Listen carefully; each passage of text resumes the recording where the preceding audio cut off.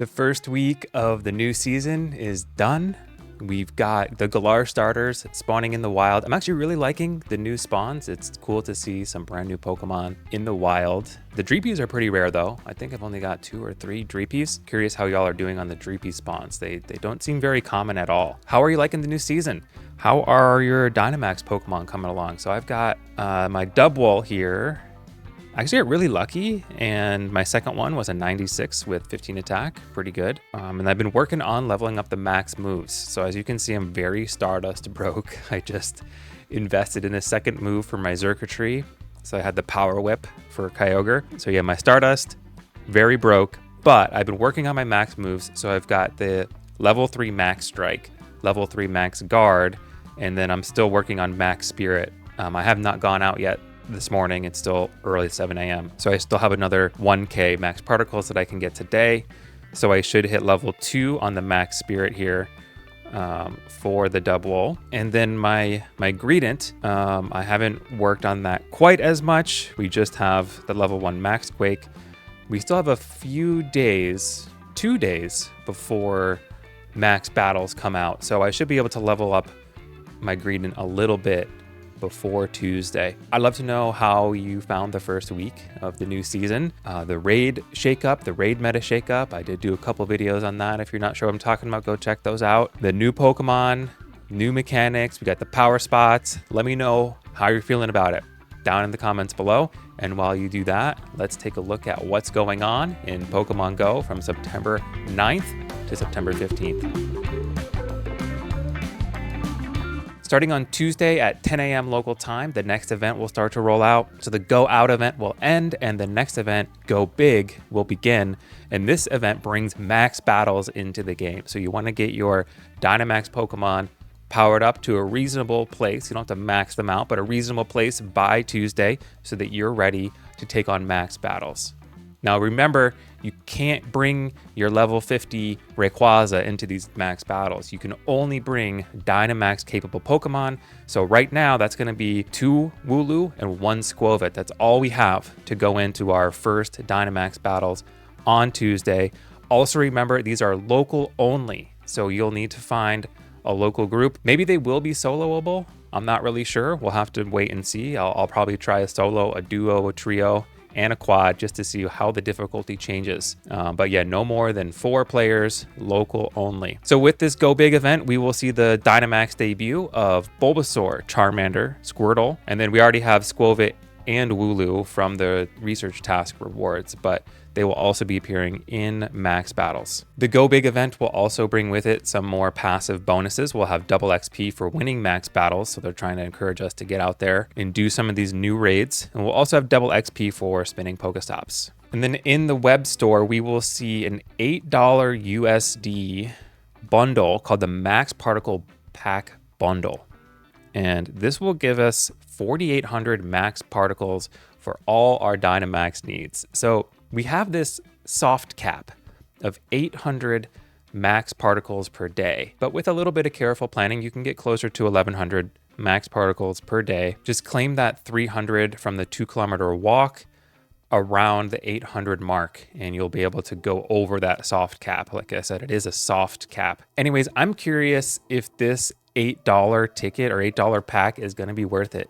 It's kind of hard to say. I'm not sure how rewarding these max battles are going to be. 4,800 max particles is a lot. That's going to let you do a lot of raids. Max battles cost 250 max particles to participate in. So this is going to be like 18 raids worth of max particles. You can kind of think of them like raid passes, but they have more uses than just raids. You can also use them to level up your max moves. So they're a little bit more dynamic, a little bit more useful than raid passes. So I'm not sure I'm going to be recommending folks buy that ticket yet. I'll buy it to test it out and then maybe put in Discord what I think in terms of the value. And then later on Tuesday at 1 p.m. Pacific, the Go Battle League will rotate. We will have Ultra League and then a Galar Cup. So for Ultra League, Pokemon must be 2,500 CP or lower. The Galar Cup Little Edition, this is a newer cup. Pokemon must be below 500 CP to enter, and only Pokemon found in the Pokemon Sword and Pokemon Shield Pokedex are eligible. So that might be kind of fun. There's not many Pokemon in that Pokedex that are even in the game right now. And then Tuesday evening, we'll have Jupiter Spotlight Hour from 6 to 7 p.m. local time. The event bonus for this Spotlight Hour will be Catch Stardust. So we'll have double Catch Stardust for Jupiter Spotlight Hour. So if you are planning on playing this, make sure you pop a star piece. Also remember that Jupiter is a little bit tougher of a catch. So I'd recommend Great Balls or Ultra Balls if you're going to be grinding this event. On Wednesday, September 11th, we'll have the second Kyogre raid hour from 6 to 7 p.m. local time. I'm almost always out for these raid hours on Wednesdays. I typically do between 10 and 14 raids during the hour, and I fire off a ton of remote invites to Discord members. So if that interests you, discord.gg/diddlebase, and check out our remote raids channel. I always ping before raid hour starts just to see who's interested, who wants invites. Thursday and Friday, nothing really going on. I'm starting to notice a pattern here. Thursday and Friday don't normally have events. But then we have Saturday, September 14th. So on Saturday at 10 a.m. local time, the raids will rotate.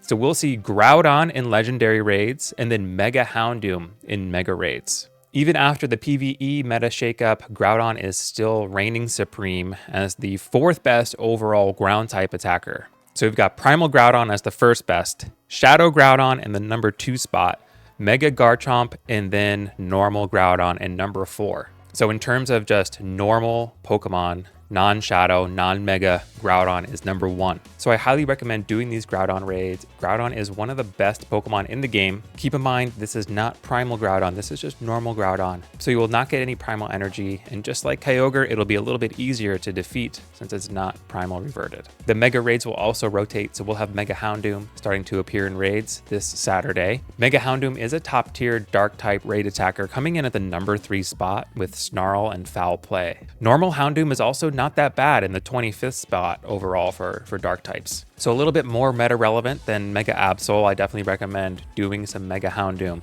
at the very least for the Dex entry, but I do think it's worth powering up at least one if you have the dust. Speaking of Stardust, Ponyta Community Day will be on Saturday, September 14th from 2 to 5 p.m. local time, and one of the event bonuses will be Triple Stardust for catching Pokemon. The nice thing about Triple Stardust is that it does not matter if you hit an excellent throw, a great throw, or just a normal throw. So long as you catch the Pokemon, you get the Triple Stardust, stack that with a star piece, and this is going to be a great event to restock on your Stardust. I am personally broke on Stardust. I just spent pretty much the rest of my dust on a Xurkitree and then a little bit on my Dynamax Dubwool. So yeah, I need this Stardust. Both Jupiter Spotlight Hour and Ponyta Comm Day are going to be clutch for rebuilding that Stardust bank. So let's go over Ponyta Comm Day a little bit more. The event bonuses will be double candy for catching Pokemon, triple Stardust for catching Pokemon, double chance for Candy XL from catching Pokemon. We'll have lure modules lasting for 3 hours, incense lasting for 3 hours. We'll also have extra snapshot photo bombs. Work on that cameraman medal, you'll need it. An additional special trade, so we'll have a max of 2 special trades on the day, and then trades will also require 50% less Stardust. And I just want to put a point in that because we do have the season bonus, the max out season bonus of 1 guaranteed XL candy and normal candy for trading Pokemon. So combine that with the 50% less Stardust cost. This is a great time to max out your trades. Saturday, September 14th, during Ponyta Comm Day between 2 and 10 p.m., the trade bonuses will be active. So find a friend and try and max out those trades.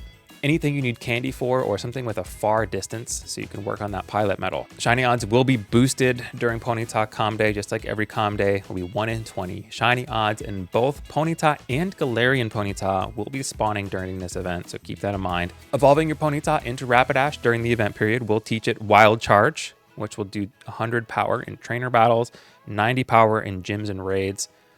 Rapidash is still not meta relevant, even with this special move. So this Comm Day is really about the Stardust and the shinies for me. Some great shiny forms. An exciting week ahead, trainers. Max Battles coming up this Tuesday is going to change the game. We have a whole new way to play, a whole new way to raid. I'm super excited for it. And then we've got 2 different Stardust boosted events with Jupiter Spotlight Hour and Ponyta Comm Day. I'm very excited to see what this week has in store. I hope you're excited too. Good luck out there, trainers, and we'll see you in the next video.